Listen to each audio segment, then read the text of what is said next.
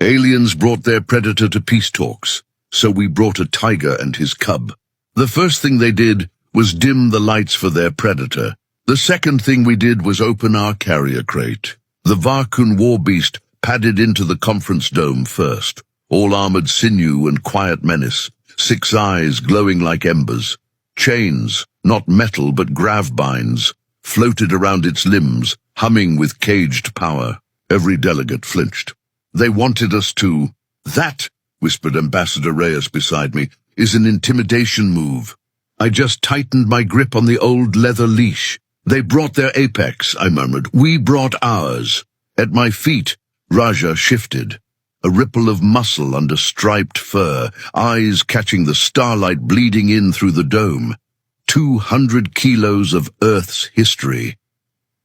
Beside him, smaller and fuzzier, his cub Luna blinked up at the alien war beast and gave the tiniest, curious chirp.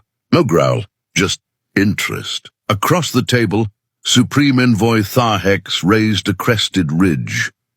Humans, it said through the translator mesh, may I present the Varkun Prime. It comes so you understand the power we leash in showing restraint. I could feel the tension spike in the room. The Varkun Prime's 6 eyes scanned the delegates, then locked on me. Und Raja, on Luna. Raja didn't bare his teeth, didn't cower. He just sat perfectly calm, tail flicking once. I knelt, scratching his neck where the fur ran thicker. Easy, big guy, I whispered. New friend. The envoy's crest stiffened. You brought a terrestrial predator to a peace summit? Not just any predator, I said, rising to stand beside Raja. A tiger. His name is Raja. This is Luna. No gravbinds, no muzzle, no neural dampeners. I stepped away from the leash. Hands visible, voice steady. Watch. Somewhere behind me, security muttered into comms. Reyes didn't breathe. The Varkun Prime leaned forward, chains shimmering as it tested their limits. Its presence filled the dome like a storm front.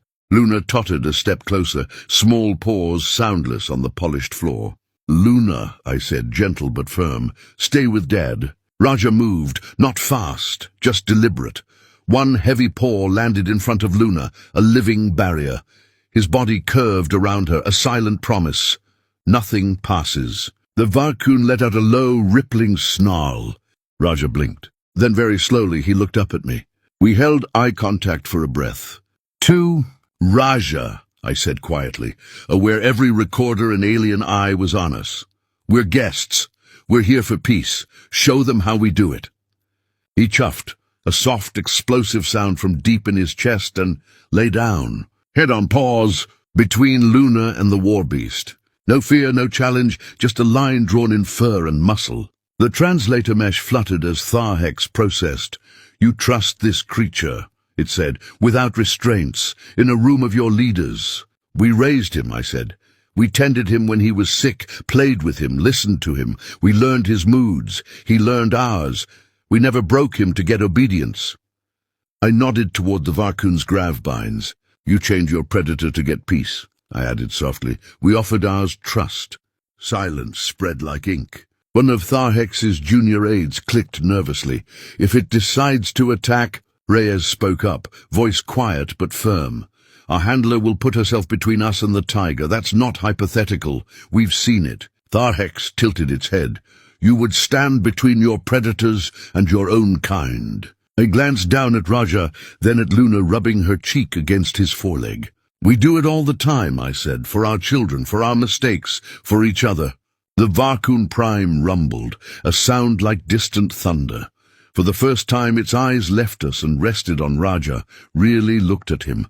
At the cub, at the empty space where chains should be. Slowly, it folded its own massive limbs and lay down as well. Gravbinds slackened. Luna squeaked in surprise and scampered back behind Raja's tail, tiny heart hammering against my ankle. Tharhex's crest lowered in something almost like a bow. Record this, it said to the room. The humans do not merely control danger, they befriend it. They stand unbound between risk and those they protect. Its gaze returned to me. Perhaps, it added, that is the kind of courage this treaty requires. In every official holo, the moment is framed the same way. Two predators lying in mirrored poses, one bound by gravity fields, one tethered only by trust, both turned slightly toward the small, blinking cub between them. History calls it the Day of Two Predators. Raja just got extra chicken that night. And somewhere in the Varkun fleets, commanders began asking a quiet, uneasy question. What kind of species walks into a room of enemies with its predator at heel and no chains? If this touched you, show your love in whatever way feels right.